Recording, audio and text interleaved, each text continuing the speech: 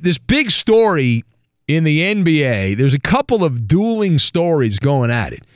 And one of them involves Steph Curry and the Golden State Warriors. I want to talk about that. I don't know if you were maybe you weren't watching the Warriors. They played the Phoenix Suns in San Francisco at the Taj Mahal there, where all the rich people were hanging out. And Steph Curry fell hard in that game. It was early in the third quarter. The Suns at that time were destroying the Warriors. All right? The Phoenix Suns were up 83-54 at that moment. And so Steph Curry is doing his thing, dribble, and he runs in the lane. He goes all the way to the basket. He falls. He gets kind of sandwiched by two Suns players. He falls down, withering in pain, just in agony. And now we know the rest of the story. It is being reported here in the nighttime hours that Steph Curry has suffered a broken left hand in that injury, according to Bob Myers. We love Bob when injuries happen. Remember the NBA Finals? Bob became famous because of that. Bob Myers, the GM of the Warriors, saying that Curry will have an MRI and the CT scan and all the tests you can possibly have to determine whether or not he needs surgery. And they don't even know how long he is going to be out. Curry is in the last year of his athletic prime, and he's got a year left. 31 now. Your athletic prime ends at 32. And he has now a fracture of the bone in the hand. If you look at your hand, assuming you're not blind, and you can feel around on your hand, the index finger there, below the index finger is supposedly where the injury is happening. So how long is he going to be out? I mean, that's the obvious question. I can go to WebMD right now and say, well, he's going to be out for 2 months or 3 months or whatever and all this stuff. I'm lucky to know him. Yeah, that's actually some of what Bob Myers had to say. He's one of the most misunderstood people. Yeah, clearly. Curry's very, very misunderstood. Oh, great. How great is this? So, now what do you think the internet says? I did some keyboard research here, and how long are you out with a broken hand, right? What do you think the timeline on that? I mean, maybe you've broken a hand. A lot of people break their hands. They don't play in the NBA and all that stuff. But if you break a hand, how long are you out for? What do you think the timeline is on that? Like the recovery, they say 6 to 8 weeks. They say it takes about 6 to 8 weeks to come back. Now, if you do the math on this, and they said there would be no math, we're pretty much, this is Halloween. Ooh, scary. It's Halloween, trick or treat, Geico-ween, the whole thing. And so we're pretty much in November. November's on Friday. So 6 to 8 weeks means we won't see Steph Curry until, January? Maybe Christmas if things go right. Maybe he'll come back for Christmas, but we're looking at January. The Warriors have been miserable even with him. So let us discuss here the injury to one Stephen Curry. The question, what is the fallout? What is the collateral damage of this in terms of the Warriors season and in terms of Steph Curry? Now, I've got Dandy Don. I've also got Double Edged and the Jinx. All right, we'll combine all these things together. Now, the first thing that popped into my head was, and the Warriors have been so effing good for so long here, right? They've been so wonderful that they made some kind of deal with the devil, okay? And now the chickens are coming home to roost, right? You made the deal with the devil, you got to pay up, right? Like I'm convinced that Kurt Gibson home run in the '88 World Series for my Dodgers, that their payback is Clayton Kershaw vomiting in every big game. That's payback for Gibson hitting that home run against the A's in Game 1 of the World Series and them winning. But how can you not feel like the jig is up for the Golden State Warriors? I mean, they're miserable right now. They are a disaster. They are upside, downside, twisted around. It is a mess.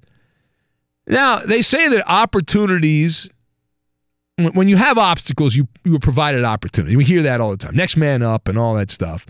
And good luck. But what I heard in my head When I saw this and I looked at the clip on the internet, I didn't see the game live.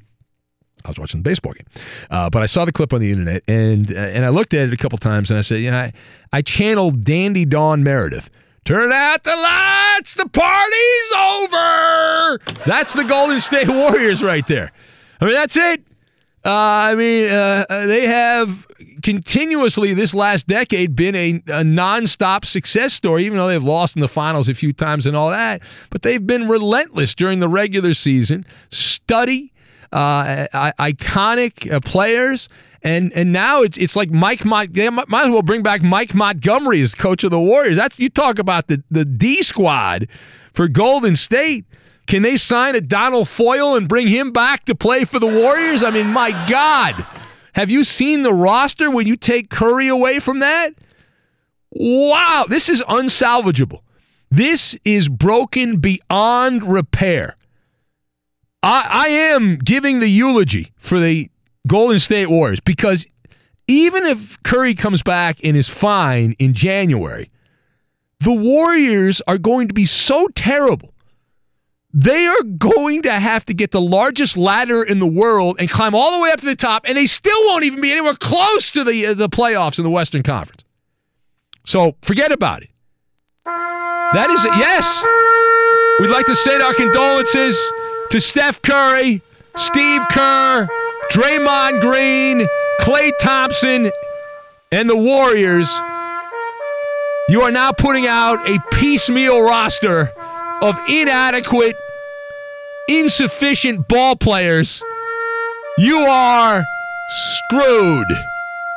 But hey, you'll get a high draft pick, assuming they even have their draft pick. I don't even know. They might have traded their draft pick away. It is bad. Now, the second thing here, all right, it is a double-edged sword for Curry. Because you can argue, I think, not saved by the bell, but saved by the wrist. Because the way this was going, I know it's a small sample size, only been a couple of games, and the NBA really doesn't get going until Christmas.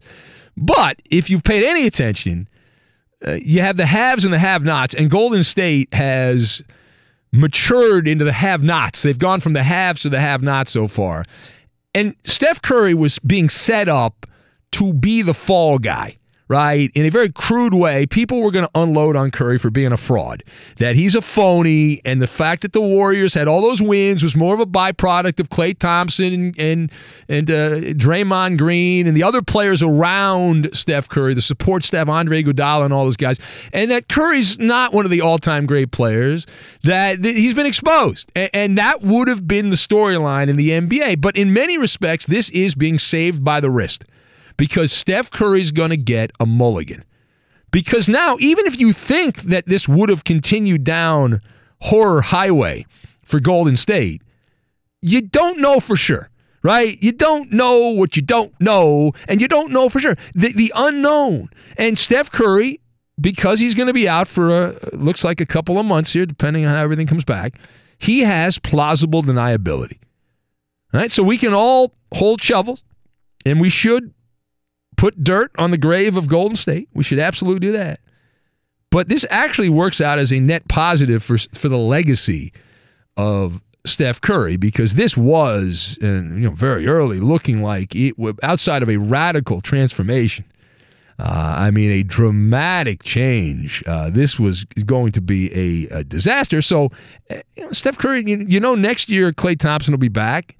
And so you don't have the same level of disaster. And this Curry, we for years when the Warriors were getting the finals every year, what did I always say about Golden State? How do you beat Golden State?